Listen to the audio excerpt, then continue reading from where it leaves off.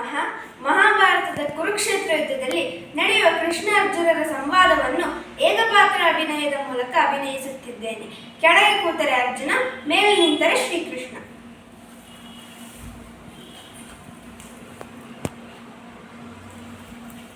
ನನ್ನ ಬುದ್ಧಿ ಮಂದವಾಗುತ್ತಿದೆ ಮಾಧವ.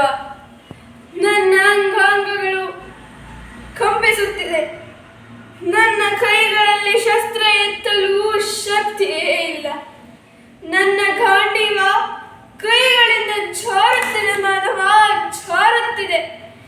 ಯಾರ ಸೇವೆ ಮಾಡುವುದನ್ನು ಜೀವನದ ಸೌಭಾಗ್ಯವೆಂದು ಹೇಳಲಾಗಿದೆಯೋ ಅಂತಹ ತಾತಾಶ್ರೀ, ಗುರು ದ್ರೋಣರು, ಮಾಮಾಶ್ರೀ ಹಾಗೂ ಜ್ಯೇಷ್ಠ ಭ್ರಾತರ ಮುಂದೆ ಶಸ್ತ್ರ ಎತ್ತಲು ಧೈರ್ಯವಿಲ್ಲ ನನ್ನೊಳಗೆ ಮಾಧವ, ಧೈರ್ಯವಿಲ್ಲ. ಮಾಧವ, ಮನುಷ್ಯ ಬದುಕುವುದು ತನ್ನ ಭವಿಷ್ಯದ ಬಗ್ಗೆ ಚಿಂತಿಸುತ್ತಾ ತಾನೆ. ಈ ಲಕ್ಷಾಂತರ ಸೈನಿಕರನ್ನು ನೋಡಿದಾಗ ನನ್ನ ಅರಿವಿಗೆ ಬರುವುದು, ಯುದ್ಧದ ನಂತರ ಲಕ್ಷಾಂತರ ಸ್ತ್ರೀಯರು ವಿಧವೆಯಾಗುವರು, ಲಕ್ಷಾಂತರ ಮಕ್ಕಳು ಅನಾಥರಾಗುವರು.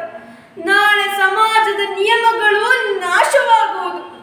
ಪರಂಪರೆಯ ಶಿಕ್ಷಣ ನೀಡುವವರು ಯಾರೂ ಇರುವುದಿಲ್ಲ.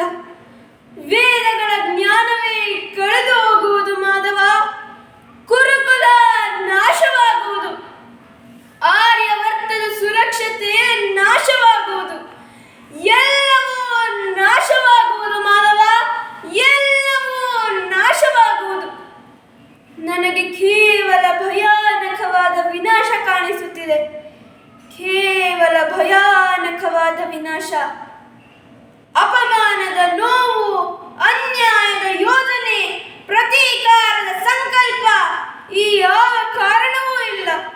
ಯುದ್ಧ ಮಾಡಲು ಈ ಯಾವ ಕಾರಣವೂ ಇಲ್ಲ ನನ್ನ ಬಳಿ ಮಾಧವ, ಯಾವ ಕಾರಣವೂ ಇಲ್ಲ. ನಾನು ಇಷ್ಟು ದೊಡ್ಡ ವಿಧ್ವಂಸವನ್ನು ಒಪ್ಪಿಕೊಳ್ಳಲು ಸಾಧ್ಯವಿಲ್ಲ ಮಾಧವ, ಒಪ್ಪಿಕೊಳ್ಳಲು ಸಾಧ್ಯವಿಲ್ಲ, ಒಪ್ಪಿಕೊಳ್ಳಲು ಸಾಧ್ಯವಿಲ್ಲ.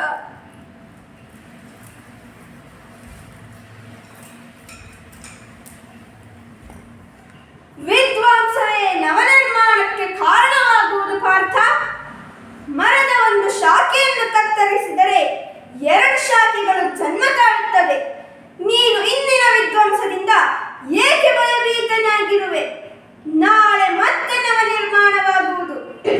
ಈ ಸತ್ಯ ನಿನಗೆ ತಿಳಿದಿಲ್ಲವೇ? ಕ್ಲೈಬ್ಯ ಮಾಸ್ಮಗಂ ಪಾರ್ಥ, ನೈತತ್ವ ಯೂಪಪದ್ಯತೆ. ಈ ದುರ್ಬಲತೆ ನಿನಗೆ ಶೋಭೆ ತರುವುದಿಲ್ಲ ಪಾರ್ಥ. ಮನುಷ್ಯನ ಜೀವನ ಹಾಗೂ ಜನ್ಮದ ಕಾರಣ ವಾಸ್ತವವಾಗಿ ಸಮಾಜದ ಸುಖವೇ ಆಗಿರುತ್ತದೆ. ಸಮಾಜ ಈ ಜಗತ್ತಿಗಾಗಿ, ಈ ಇಡೀ ಜಗತ್ತು ಸೃಷ್ಟಿಗಾಗಿ, ಈ ಸಂಪೂರ್ಣ ಸೃಷ್ಟಿಯು ಸ್ವಯಂ ಪರಮಾತ್ಮನಿಗಾಗಿ ಇರುವುದು ಪಾರ್ಥ. ಯಾರು ಈ ಸತ್ಯವನ್ನು ಅರಿಯುತ್ತಾರೋ ಅವರಿಗೆ ಧರ್ಮದ ಮಾರ್ಗ ಎಂದಿಗೂ ಸ್ಪಷ್ಟವಾಗಿ ಕಾಣಿಸುತ್ತದೆ.